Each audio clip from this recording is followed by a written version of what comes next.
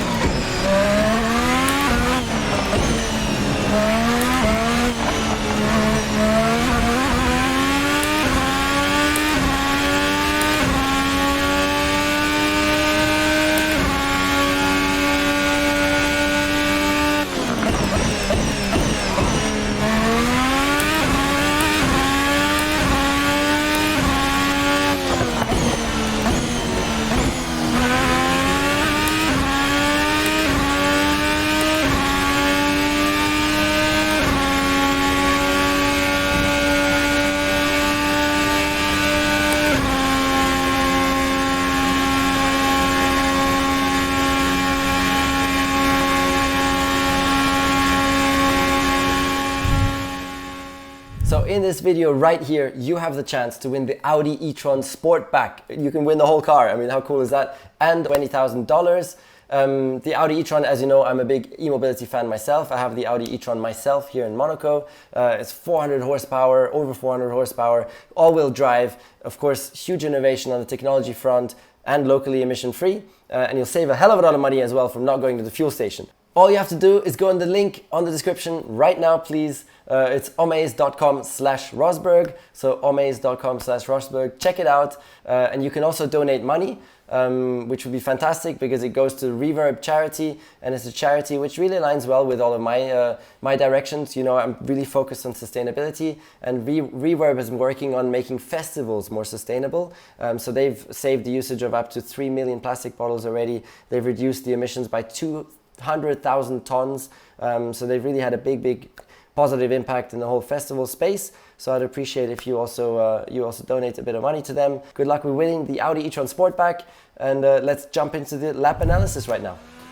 So now we'll jump into the slow lap right here. So we're coming in 350 kilometers an hour, you know, DRS open. At around 90 meters, you brake here, and you have quite low downforce in the car as well. So these braking zones are so hard to get right.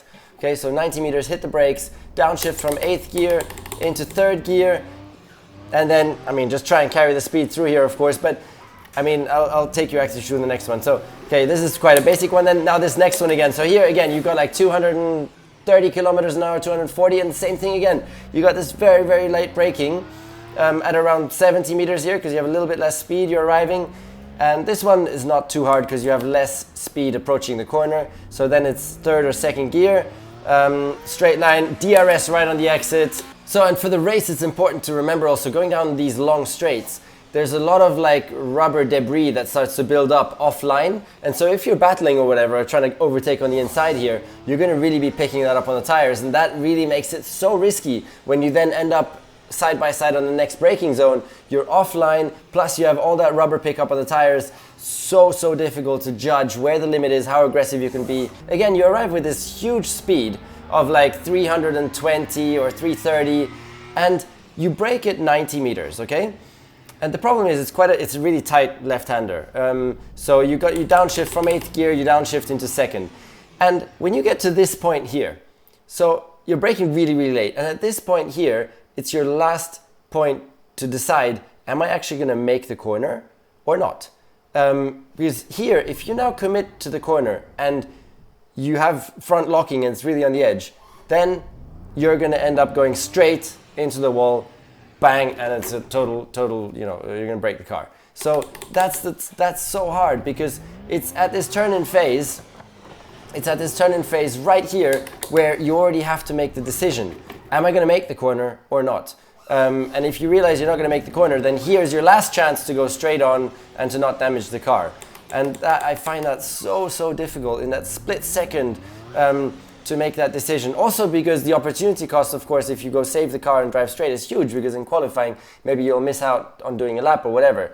So it's an incredibly difficult process to get through mentally in that fraction of a second to decide, am I going to make the corner or not? On other tracks, you know, you go a little bit wide, no problem, on all other tracks. But here, you go a little bit wide, you take the front corner off in that corner. So it's a tough one. Okay, you accelerate back out here. 3rd gear, 4th gear, 5th gear. This is quite a basic one. You brake at 50 meters, 3rd gear, carry speed through, that's fine. Easy going.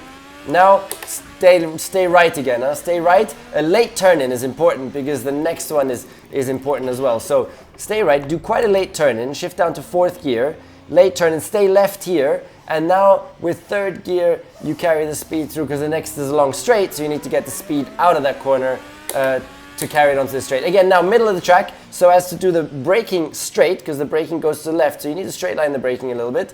So then you cut here to do the braking straight, and then 3rd gear here, again quite a early apex. And then carry speed here. So now this one is a very hard corner again. It's so difficult. We remember Charles Leclerc crashed and went straight on in qualifying, although he was on for pole potentially. So you brake around just before 50, and it's so difficult. And here they've put this yellow sausage curb in here. I'm not sure if that's the way it is in real life. In real life anyways, it's the same thing. If you take a little bit too much of that inside curb, you bottom out and boom, 0 error for margin in this corner, 0. If you bottom out ever so slightly, you're in the wall. So it's very difficult to find the limit on how much curb you can take here. And then, 3rd gear, really close to the tire war here. It's the tightest piece of circuit for the whole year in F1, or maybe even of all time. So I'm coming up the hill here, and again, stay left. And here's so difficult because, let me change the view quickly for you so that you can see what it looks like when you're inside of the car, because this is really going to shock you. That is the view, okay? So now imagine I'm going whatever, I don't know how much speed. Can you see the apex of the corner? I mean, you can see the wall, but also the wall, it changes because it's like, it has sharp, it's not round, the wall, as you can see. They've just put straight concrete blocks. So there's like corners pointing out, and those are your apexes. And that's so hard to then, you see the next corner pops out, and the next one, and you're running it right to the wall here. And so this is in qualifying. In my first year in Baku in 2016, my World Championship year, a decisive weekend was Baku for me. I won the race and Lewis only finished 5th because he clipped the wall on the inside here. That destroyed his front right, just like Leclerc did in Monaco in qualifying. And so he qualified, I think 10th. Because of clipping the front inside wall here. So this is the real view. It's crazy how little you see and how low you're sitting. So now let's just continue with this view for a while, which is pretty shocking because you just can't see anything.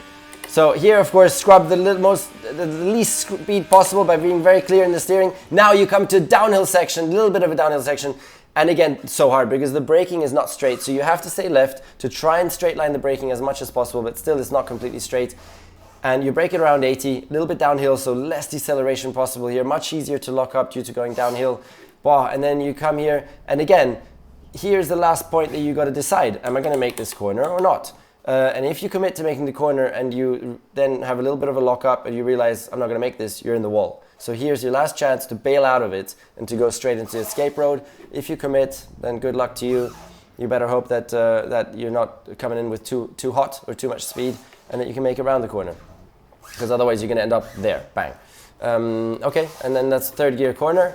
Of course, then straight line the exit, and then we come to the last corner, downhill again, which is a pretty difficult corner. But just for this last part, let's go back to the original view from a bit higher up. It's quite a fast one, and the exit kind of tightens up. So you arrive in 6th gear, downshift to 4th, take it tight on the curb, and then run it wide as much as you can without going over the curb, because then you lose too much time. But it's a difficult corner. And then again here, now on this straight, it's all about minimizing the scrub. So do the most beautiful, slow, open the track up, steering inputs, and then just carry the speed. And this is one of the highest speeds of the year at 350 kph or something crazy like that. And here I'm going to show you one of the places which I always found the most dangerous of the whole year. And it was quite scary. Because look, you're arriving down here now at 350 kph. Now look what's on the left. Imagine something breaks on the car here. You're at 350 kph. On the left there, just 4 meters to the left, there's just a wall. I mean, and it's facing you. So if something breaks here, you're in that wall, it's the end. There's no more you. So this is one of the most scary places that I've ever driven an F1 car in. To go by there just feels ridiculously wrong.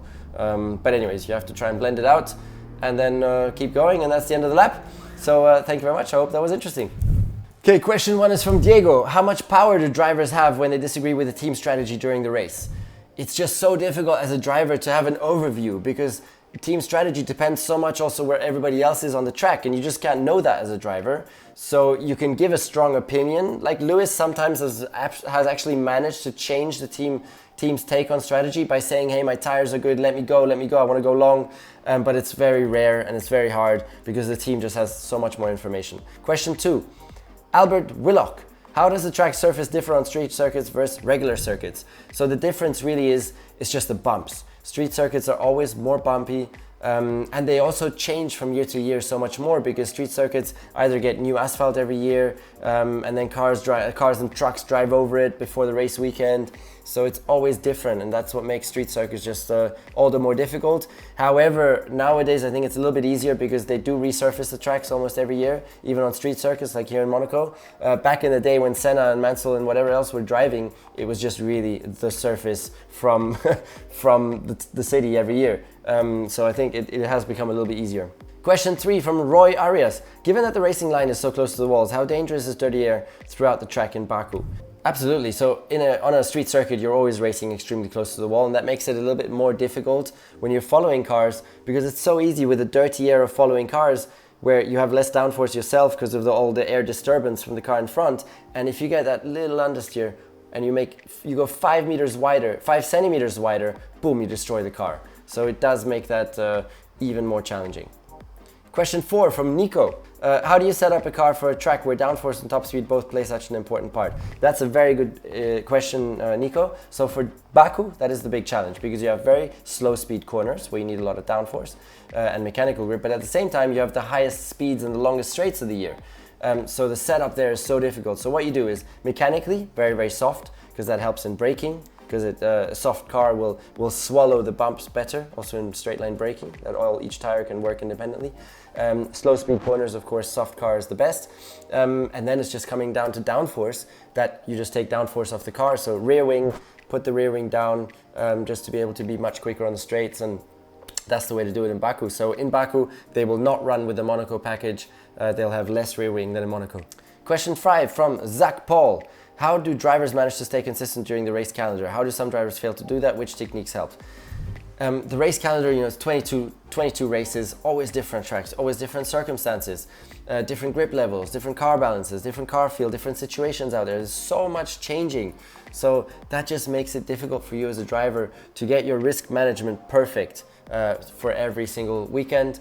And that's where experience just helps so much. So Lewis will be able to do that better than anybody else out there, to manage his whole season in terms of risk, to try and avoid any big mistakes. And we've seen that in his battles with Verstappen, that he has actually now 2 times on the start given way to Verstappen. When Verstappen was really aggressive, and where if Lewis would have just held his position, there would have been a big collision and maybe even crash. He's given way because he said risk management, I know I have a chance later in the race still, and that's just where his incredible experience comes into play, and that makes him such a incredibly tough opponent out there, and of course now one of the best, or the best of all time. Okay, thanks so much for watching and for hanging on in there until now. One last thing, I've got my big event of the year coming up, Green Tech Festival, all for sustainability. It's the event that I co-founded in Berlin, and it's happening 17, 18 of June, and a lot of interesting speakers. I mean, we've got Robert Redford, who's going to be given the Lifetime Achievement Award. The link is in the description below, so hit that to get your free online ticket to follow some of the action from my Green Tech Festival. I'm sure you're going to love it. It's super inspirational, super interesting, what the future of our planet is going to look like, and how technology is going to help us to preserve our future of our planet and make everything, our future, more sustainable. And thank you for watching. Bye bye, see you for the next one. You have the chance to win the Audi e-tron Sportback. You can win the whole car. I mean, how cool is that? And $20,000.